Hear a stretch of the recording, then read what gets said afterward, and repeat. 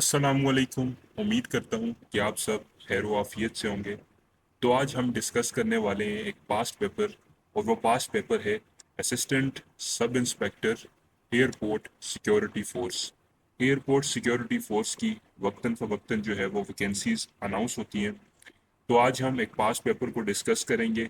न सिर्फ एमसीक्यूज़ के आंसर्स मैं आपको बताऊंगा, बल्कि साथ साथ हम एक्सप्लेन भी करेंगे और सीखेंगे कि एमसीक्यूज़ का करेक्ट ऑप्शन क्यों है और कैसे है। तो वीडियो पूरी देखें, वीडियो को एंड तक लाजमी देखें ताकि आपके कॉन्सेप्ट जो हैं वो क्लियर हो सकें।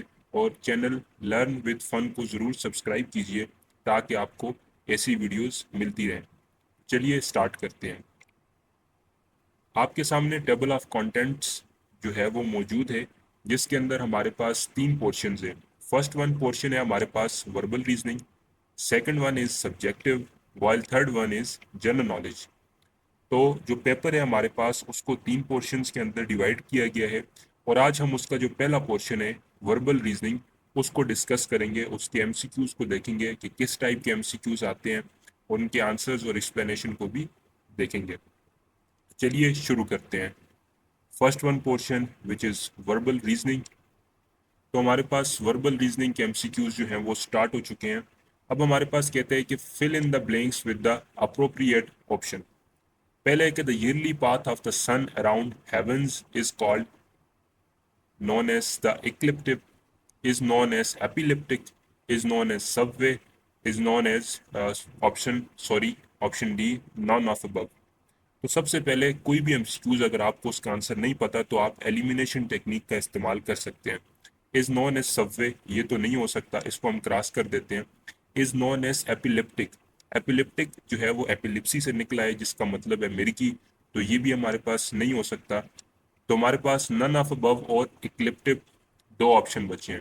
तो हमारे पास इक्लिप्टिक इक्लिप्टिक को अगर हम देखें, तो हमारे पास अगर हम इक्लिप्टिक को देखें तो जब भी हम सोलर सिस्टम की बात करते हैं, जब भी हम गैलेक्सीज की बात करते हैं, हम एक लफ्ज़ बोलते हैं कि इक्लिप्स।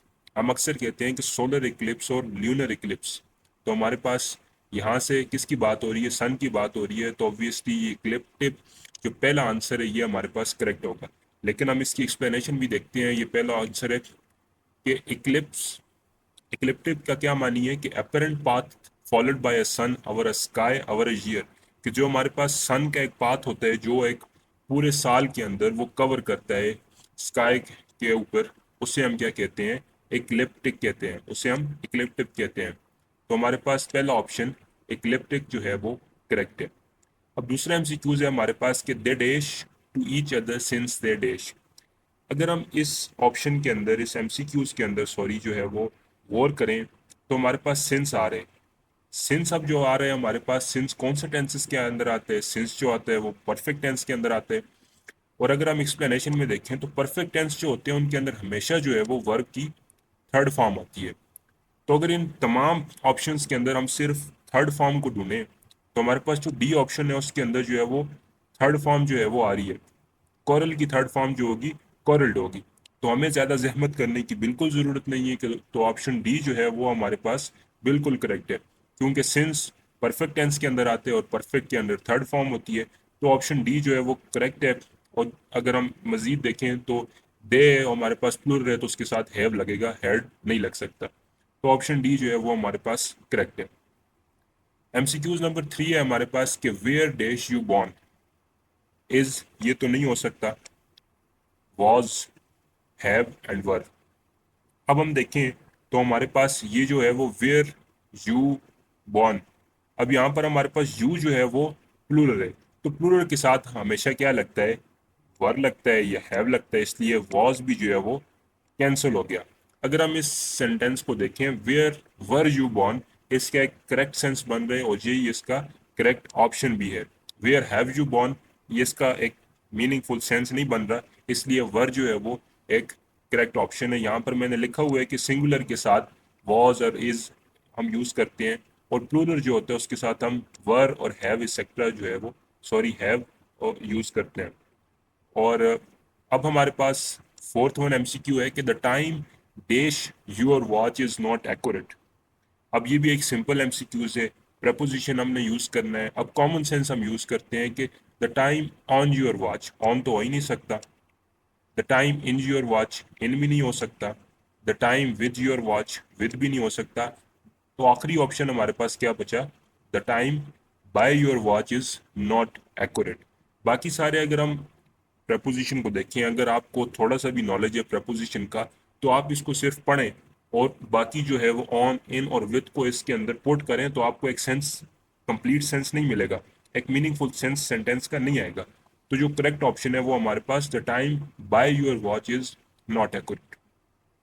अब हमारे पास पांचवा एमसीक्यूज है कि mister Khalid dash ask to speak in public. अब सबसे पहले हम देखें तो mister Khalid dash every day has been, तो ये तो हो ही नहीं सकता, इसके कंप्लीट सेंस ही नहीं है, ये इरेगुलर सेंस दे रहा है। उसके बाद है मिस्टर खालिद। मिस्टर खालिद हमारे पास क्या है, मिस्टर खालिद हमारे पास सिंगुलर है। सॉरी, यहाँ पर एक मिस्टेक होगी है, यहाँ पर ये हैज़ है, ये हैव नहीं है। तो सिंगुलर के साथ हमेशा हम क्या करते हैं, हैज़ यूज़ करते हैं, इसलिए जो बी ऑप्शन है वो करेक्ट है।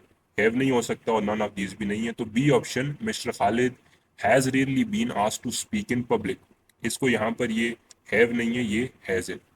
तो ये हमने फर्स्ट 5 जो है वो एमसीक्यूज जो है डिस्कस कर लिया। नेक्स्ट पेज है हमारे पास, एक नया पोर्शन है, कहते हैं कि 5 lettered pairs A to E follow a related pair of words given in capitals. Select the lettered pair that best expresses a relationship similar to that expressed in the original pair in capital. अब जरा इन MCQs को हम देखें तो मैंने यहाँ पर लिखा हुआ है कि ये रिलेशनशिप के एमसीक्यूज होते हैं। इसके अंदर हमें फर्स्ट वन क्वांटिटी दी जाती है और सेकंड वन को हमने फाइंड करना होता है या उसको सिलेक्ट करना होता है। तो हमने एक चीज़ लाजमी याद रखनी है, जिस तरह फर्स्ट वन के अंदर ए इज इक्वल टू बी, तो प्रोपोर्शन के बाद जो होगा वो सी इज इक्वल टू डी आएगा। इस फॉर्मूला को आपने याद रखना है। ए इज इक्वल टू बी का क्या मतलब है कि ए और बी जो होंगे वो किसी तरह से उनके अंदर सिमिलरिटी होगी, और जो इसी तरह सी और डी, अगर ऐसे कोई ऑप्शन है जिसके अंदर दो चीज़ों के अंदर कुछ सिमिलरिटी आ रही है तो वो उस प्रोपोर्शन के अंदर कंप्लीटली फिट होंगे। आपका कॉन्सेप्ट मजीद क्लियर करने के लिए हम एमसीक्यूज डिस्कस करते हैं। एमसीक्यू नंबर 6 है कि tiger ratio cat proportion to ostrich bird lizard frog bird leaf gust storm caterpillar moth. इन सारे ऑप्शंस को हम देखें, सबसे पहले हम देखते हैं कि टाइगर और केट, टाइगर और केट ऑब्वियसली उनके अंदर सिमिलरिटी आ रही है। टाइगर और केट हमारे पास दो मुख्तलिफ एनिमल है, उनके अंदर सिमिलरिटी आ रही है।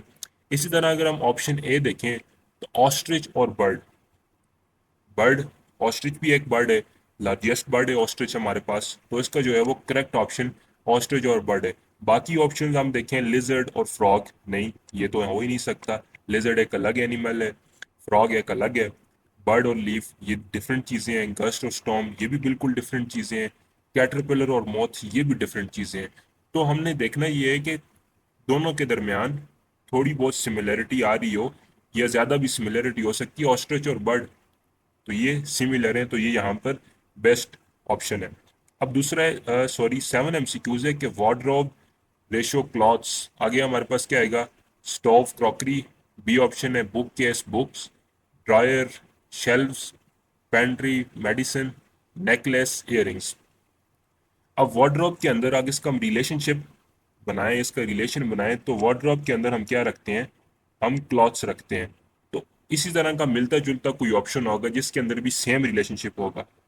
स्टोव क्रॉकरी, स्टोव के अंदर हम क्रॉकरी नहीं रखते, स्टोव के ऊपर हम क्रॉकरी रखते हैं या कोई इक्विपमेंट, सॉरी यूटेंसिल्स रखते हैं किसी चीज़ को हीट अप करने के लिए। अब सी ऑप्शन देखें हमारे पास, ए इनकरेक्ट है। सी देखें ड्रायर शेल्व्स, शेल्फ भी जो है वो एक अलग चीज़ है, ड्रायर भी एक अलग चीज़ है, दोनों चीज़ें प्लेस करने के लिए रखे जाते हैं, ये भी नहीं है। पेंट्री मेडिसिन नहीं है, नेकलेस इयरिंग्स कोई रिलेशनशिप नहीं है। ऑप्शन बी अगर हम देखें तो ऑप्शन बी में आ रहा है book case books. Book case क्या होता है, जिसके अंदर हम बुक्स रखते हैं, तो ये सिमिलर रिलेशन बन रहा है इसके साथ ना, कि वार्डरोब क्लॉथ्स के जो वार्डरोब होते हैं उसके अंदर हम क्लॉथ्स रखते हैं। तो ये हमारे पास ऑप्शन जो है वो 7 ऑप्शन है।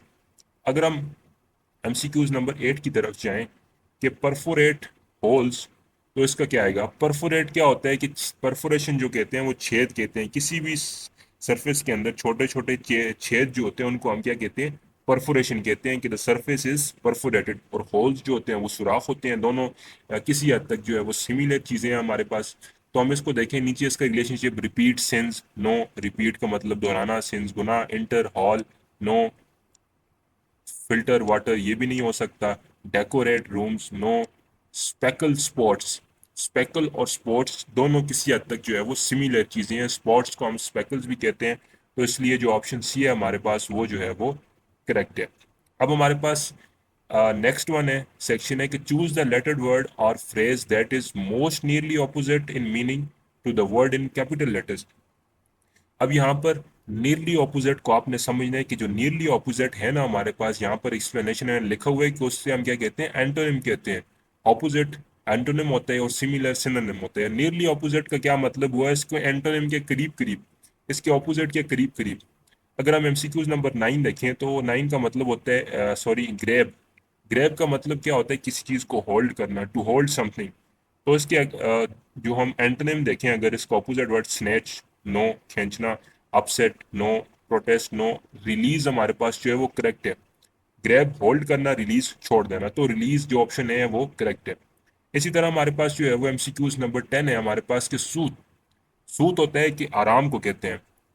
कामनेस, यहाँ पर मैंने लिखा हुआ एक्सप्लेनेशन में कामनेस को कहते हैं।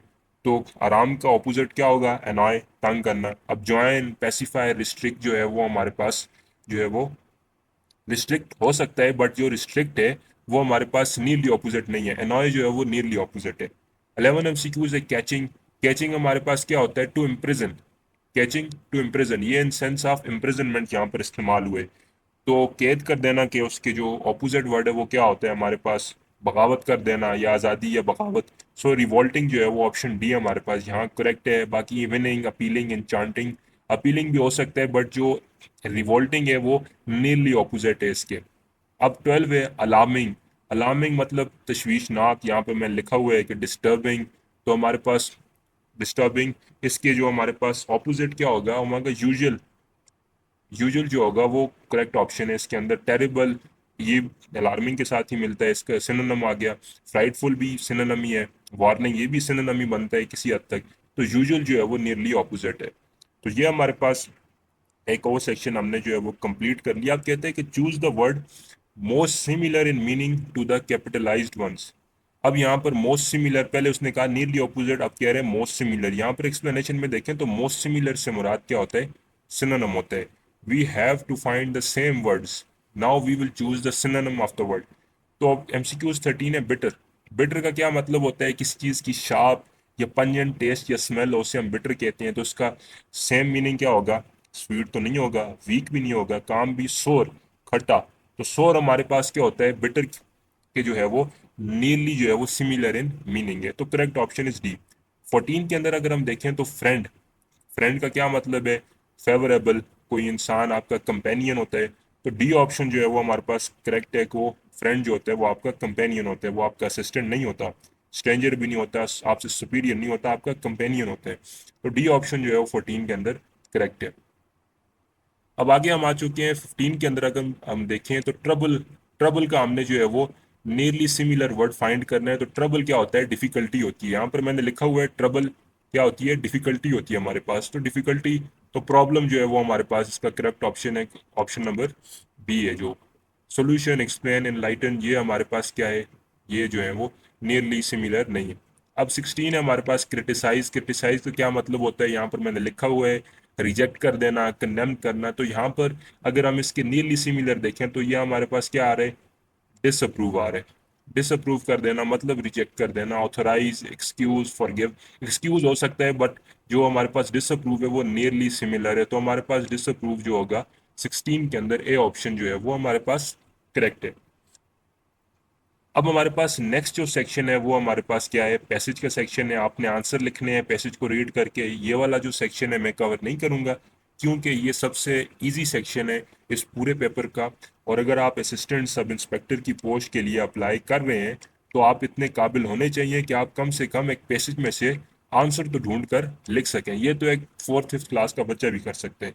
तो ये वाला जो सेक्शन है ये आपने खुद करना है। अब नेक्स्ट की तरफ आते हैं। ये एक टेक्निकल सेक्शन है कि choose the best answer for the following statement from given options. अब ये जो मैंने यहाँ पर लिखा हुआ है 26 से आगे जो एमसीक्यूज आ रहे हैं, ये जनरल या कॉमन सेंस के हैं। पॉपुलरली हम इनको कहते हैं कॉमन सेंस। इनके अंदर बंदे की जो है वो कॉमन सेंस चेक की जाती है। ये एमसीक्यूज मुश्किल नहीं होते, थोड़ा सा आपने सोचना है और सोच समझ कर इनका जवाब देना है। So MCQs number 26, we prefer to wear woollen clothes in winter because, हम जो है वो वुलन क्लॉथ क्यों प्रेफर करते हैं विंटर के अंदर। ए ऑप्शन है कि bad conductor of heat, B a good conductor of heat, woollen clothes are more durable, और डी ऑप्शन है woollen clothes are thicker than cotton. तो हमारे पास जो है वो वुलन क्लॉथ, जो ए ऑप्शन है वो हमारे पास करेक्ट है, woollen clothes are bad conductor of heat. अब ये किस तरह, अब हमारे पास यहाँ पर फिजिक्स आती है। जब भी जो है वो हम वुलन क्लॉथ्स पहनते हैं तो हमारा जो इंटरनल टेम्परेचर है वो इंक्रीज होता है। जाहिर सी बात है, हमने अपने आप बॉडी को जो है वो कवर कर लिया है। वुलन क्लॉथ्स के अंदर जो होते हैं हमारे पास, वहाँ से जो होती है एक बाउंड्री होती है, आप समझ लें कि उससे ना अंदर कोई चीज़ आ रही होती है और ना ही बाहर कोई चीज़ जा रही होती है। मतलब ना अंदर का टेम्परेचर जो है वो बाहर से चेंज नहीं होता। अंदर अगर आपका टेम्परेचर जो है वो अंदर आप गर्म है, आप वार्म है, तो बाहर की ठंड है तो वो आपको इतना इफेक्ट नहीं करेगी। तो वुलन क्लॉथ जो होते हैं वो बैड कंडक्टर ऑफ हीट होते हैं। तो इसका ऑप्शन नंबर ए जो है वो हमारे पास करेक्ट है। 27 की तरफ आए। I am sixth in the queue starting from either end, how many are the in the queue. अब इसकी मैंने एक्सप्लेनेशन लिखी है 27, तो तकरीबन जो है वो क्यू के अंदर 11 बंदे हैं। 11 बंदे किस तरह हैं, अगर हम इस साइड से काउंट करें 1 2 3 4 5 6, वो कहता है कि मैं छठे नंबर पर आता हूँ दोनों तरफ से। अगर इस तरफ से आप काउंट करें तो फिर भी वो छठे नंबर पर आ रहे, और अगर इस तरफ से काउंट करें वो फिर भी जो है वो छठे नंबर पर ही आ रहा है, जो हमारे पास 27 की एक्सप्लेनेशन है। तो हमारे पास इसका मतलब क्या है, जो टोटल बनने हैं वो 11 है। अगर हम बाकी ऑप्शंस को देखें तो उनकी हम एक साइड से गिने वो छठे नंबर पर आ सकते हैं, लेकिन दूसरी साइड से वो बिल्कुल भी नहीं आएगा। एमसीक्यूज नंबर 28 है हमारे पास, बहुत ही बेहतरीन एमसीक्यूज है, थोड़ा सा टेक्निकल एमसीक्यूज है, आपको सोचना पड़ेगा कि 34 + 35 इज इक्वल टू 15, इसी तरह आगे ऐड करके दिया हुआ है। तो पूछा हुआ कि 24 + 24 क्या आएगा। अब जो है हमने सबसे पहले लॉजिक डेवलप करना है कि ये 34 + 35 15 कैसे हो गया। ना सब्ट्रैक्शन हुई है, लेकिन ये फिर भी जो है वो प्लस के बावजूद ये 15 हो गया, तो इसका लॉजिक है। अब अगर हम देखें 34 + 35 15, पहली दो वैल्यूज को प्लस करें 3 + 4, और दूसरी दो को करें 3 + 5, एक का आंसर आता है हमारे पास 7 और एक का 8, और उन दोनों को प्लस करें तो क्या आता है 15 आता है। इसी तरह आगे भी यही सीक्वेंस फॉलो हो रहा है। 5 + 5 जो है वो 10 है, 8 + 6 हमारे पास क्या आता है 14 आता है, इन दोनों को प्लस करें हमारे पास 24 आता है। मतलब जो है वो हमने इन इन दो को और इन दो को प्लस करके इनकी जो वैल्यूज आएंगी उनको आपस में जो है वो ऐड करना है। 24 + 24 मतलब 2 + 4 6, +2 + 4 6, तो 6 और 6 हमारे पास क्या आते हैं 12 होते हैं। ऑप्शन सी जो है वो हमारे पास करेक्ट है। 29 है कि f20 - 4 is equal to 10 and 30 - 6 is equal to 10, then 40 - 8 is equal to. अब फिर हमने लॉजिक डेवलप करना है। 29 की एक्सप्लेनेशन में जरा आए आप, तो मैंने यहाँ पर लिखा हुआ है कि हमने अगर इसको देखें तो 20, इसमें लॉजिक ये फॉलो हो रहा है कि जो दूसरी वैल्यू है उसका जो हाफ है उसको पहली वैल्यू के साथ डिवाइड किए हुए। 20 डिवाइड बाई, जो 20 को आप देखें 4 को हम 2 पर डिवाइड करें 2, 20 डिवाइडेड बाई 2 10। इसी तरह 6 को 2 पर डिवाइड करें 3, और 30 डिवाइडेड बाई 3 10। इसी तरह होगा 40। अगर हम देखें मैंने लिखा हुआ है कि divide first value with the half of second. 8 को डिवाइड करें हम क्या आते हैं 4, और 40 डिवाइडेड बाई 4 हमारे पास 10। ऑप्शन बी जो है वो हमारे पास करेक्ट है। लास्ट वन एमसीक्यूज है वर्बल सेक्शन का, एमसीक्यूज नंबर 30। ये एमसीक्यूज में आपको सॉल्व नहीं करवा रहा, ये इसका आंसर जो है वो आपने मुझे कमेंट के अंदर देना है अगर आपसे ये सॉल्व हो सकता है। अगर नहीं सॉल्व होता तो इंशाल्लाह मैं आपको इस वीडियो के नेक्स्ट पार्ट के अंदर ये एमसीक्यूज में आपको समझा दूंगा। बट फिर भी आप जो है वो कोशिश करें, चीज़ें जो है वो सीखने से आती हैं। अगर आप इसको सीखेंगे तो ये चीज़ आपको ईजिली आ जाएगी। ये वर्बल रीजनिंग जो है वो इतनी मुश्किल नहीं होती। थोड़ी सी कॉमन सेंस यूज़ करनी है आपने, थोड़ा सा नॉलेज यूज़ करना है, तो आप इंशाल्लाह इसको कवर अप कर लेंगे। एट लास्ट मैं ये कहना चाहूँगा कि अगर आपको वीडियो पसंद आई है तो वीडियो को लाइक ज़रूर करें, हमें फॉलो करें, सब्सक्राइब करें, ताकि आपको मज़ीद इस तरह की इंफॉर्मेटिव और प्रिपरेटिव वीडियोस जो है वो आपको मिल सकें और आप अपनी प्रिपरेशन को जो है वो मास्टर कर सकें। बाकी इस चैनल को ज़रूर सब्सक्राइब करें और बने रहिए हमारे साथ। मेरी तरफ से अल्लाह हाफिज़।